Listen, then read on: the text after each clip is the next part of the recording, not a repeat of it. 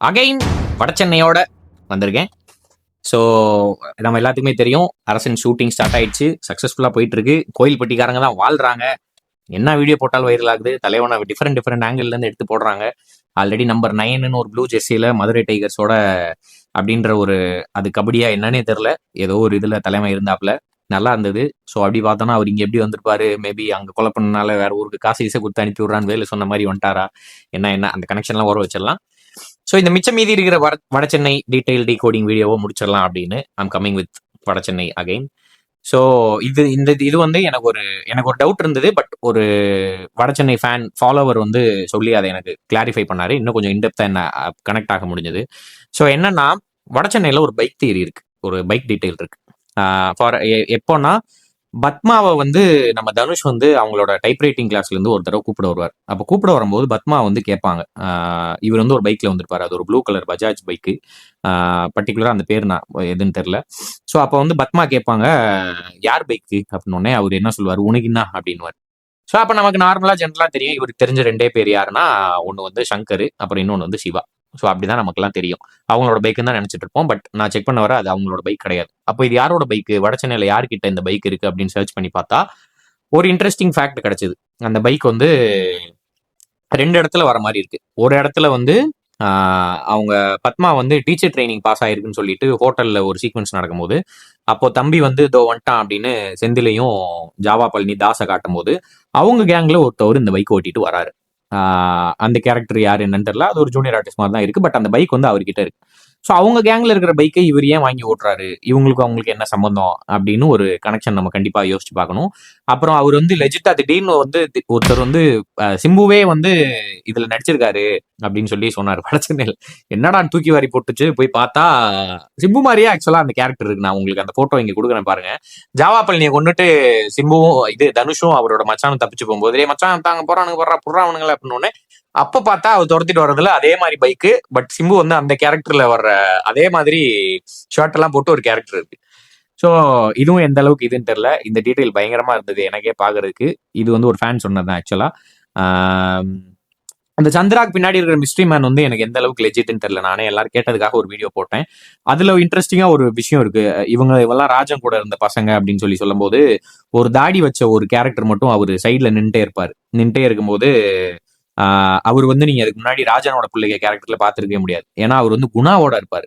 குணாவோட இருக்காருன்னா அவர் என்ன சந்திரா கிட்ட பண்றாரு அப்படின்னு பார்த்தோம்னா, அது ஒரு இன்ட்ரெஸ்டிங்கா இருக்கு. ஏன்னா அவர் வந்து குணா கிட்ட இருந்து சந்திராவால கேதர் பண்ண முடியாத விஷயங்கள் எல்லாம் அவர் கேதர் பண்ணி வந்து சந்திரா கிட்ட சொல்றாரு குணா சைட்ல இருந்து. ஃபார் எக்ஸாம்பிள், இவங்க வந்து இத்தனை பேர் தான் அவங்க கொடுத்துட்டானுங்கன்னு தெரியும். உன்னை வந்து அவனுங்க கொடுத்துட்டானுங்கடா, இவனோட மச்சான்ட்ட கொடுத்துட்டான் குமார், அவன் ஊர்க்கார பிள்ளைங்க இத்தனை பேரோட இறங்குறான்ற இன்டெப்தான டீட்டெயிலாம் எப்படி தெரியுதுன்னு பார்த்தா இவர் மேபி சொல்லியிருக்கலாம். ஏன்னா இவர் வந்து குணா கேங்கோட எப்பயுமே இருக்காருங்க. ஒரு சில சீன்ஸ்ல பார்த்தா உங்களுக்கு தெரியும், நிறைய சீன்ஸ்ல இருக்காரு அவரு. நீங்க பாத்தீங்கன்னா உங்களுக்கு தெரியும், தம்பியோட ஃபங்க்ஷன், அப்புறம் இன்னும் 2-3 இடத்துல குணா கூட அந்த தாடி வச்ச கேரக்டர் வந்து இருக்காரு. இது இல்லாம வடசென்னையில ஃபிளாஸ் ஆஃப் வடசென்னை, லைக் சின்ன சின்ன மிஸ்டேக்ஸ் ஆஃப் வடசென்னை அப்படின்ற ஒரு தனி செக்மெண்ட் வீடியோவா நான் இது உங்களுக்கு தரேன். இது என்ன அப்படின்னா, ஒரு இடத்துல வந்து வடசென்னை படமே ஒரு பாயிண்ட்லெஸ்ஸா உங்களுக்கு ஃபீல் பண்ண வைக்கும். அந்த சீன் வந்து நான் எந்த சீன்னு உங்களுக்கு சொல்றேன் பாருங்க. சங்கரை வந்து செந்தில் வந்து கொல்லும் போது சங்கர் வந்து ஒரு சில டைலாக் சொல்றாரு, அன்கட் வெர்ஷன்லயும் சரி நார்மல்லையும் சரி. நான் எங்க அண்ணன் சொன்னான் தானே நான் அந்த கேஸே வாங்கினேன் அப்படின்ற போது, அவர் நினைச்சிருந்தா அந்த இடத்துல சொல்லியிருக்கலாம், அன்பு தான் வந்து அன்புன்னு ஒரு பையன் தானே அப்படின்னா. ஆல்ரெடி அவன் சொல்லிட்டான், எங்க அண்ணன் சொன்னான் தான் நான் கேஸே வாங்கினேன் அப்படின்ற போது அந்த இடத்துல பாயிண்ட்லெஸ். அப்போ வந்து யார் கொண்டது அப்படின்ற டவுட் வந்து செந்திலுக்கு வந்துருக்கும். செந்தில் அவ்வளோ ஷார்ப்பு. பட் ஆனா இதை வந்து கேரக்டர் வைஸா நீங்க எடுத்து யோசிச்சு பாத்தீங்கன்னா, செந்தில் வந்து ஒரு விஷயம் முடிவு பண்ணிட்டாருன்னா செந்தில் வந்து யார் பேச்சையுமே கேட்க மாட்டார். ஸோ அன்னைக்கு வந்து செந்தில் வந்து சங்கரை கொல்லணும்னு முடிவு பண்ணிட்டார். ஸோ அப்போ செந்திலுக்கு வந்து வேற யார் சொல்றதுமே காதுல விழுங்கவே இருக்கும். ஏன்னா நீங்க செந்திலோட கேரக்டர் வைஸ் எடுத்து பாத்தீங்கன்னா, ஃபர்ஸ்ட் ஸ்டார்டிங்ல ராஜனை கொல்லும் போதும் இவங்க எல்லாம் சரி வேணான்னு சொல்லும் போதும் செந்தில் வந்து அன்னைக்கு அவர் முடிவு எடுத்துட்டாருன்னா அதை பண்ணிடுவார். அதே மாதிரி நீங்க தாஸ் எவ்வளவோ சொல்லியும் அவர் வந்து கேரம் போர்டு டோர்னமெண்ட்டுக்கு போயே தீருவார். இந்த மாதிரி செந்திலோட கேரக்டர் வைஸ் அவர் என்ன முடிவு பண்ணிட்டாரோ அது இது பண்ணிடுவார். ஸோ அப்படி பார்க்கும்போது அந்த விஷயம் அவன் சொல்றதுக்கு முன்னாடி அவர் வந்து அவர் கொண்டுட்டாருன்றதை கனெக்ட் பண்ணி வச்சு.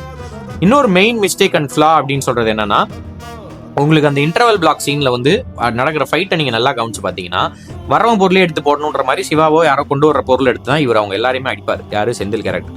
அப்போ பார்த்தீங்கன்னா நல்லாவே குத்து விழுகும். யாரு? சிவாக்கு விழுகும், வேலுக்கு இங்கே வெட்டு விழுகும். அப்புறம் இன்னொரு அங்கே இருக்கிற அந்த தாடிக்கார அந்த ஆக்டருக்குலாம் வந்து அவர் மூர்த்தி என்ன ஆக்டருக்குலாம் வந்து நல்லாவே அடி விழுகும். எல்லாம் பயங்கரமான. பட் அவங்க எல்லாம் அப்படியே கட் பண்ண அடுத்தடுத்த ஃப்ரேமில் அவங்களுக்கு எதுவுமே இருக்காது, எந்த காயமே இருக்காது. ஸோ இது வந்து ஒரு பயங்கரமான ஃப்ளா மிஸ்டேக்குன்னு சொல்லலாம். பட் ஆனால் இதையும் நம்ம வந்து ஜென்யூனாக தான் எடுத்துக்கணும். ஏன்னா அவங்க வந்து ஃபஸ்ட்டு அந்த சீன்ஸ்லாம் எடுத்திருப்பாங்கன்னு நினைக்கிறேன்.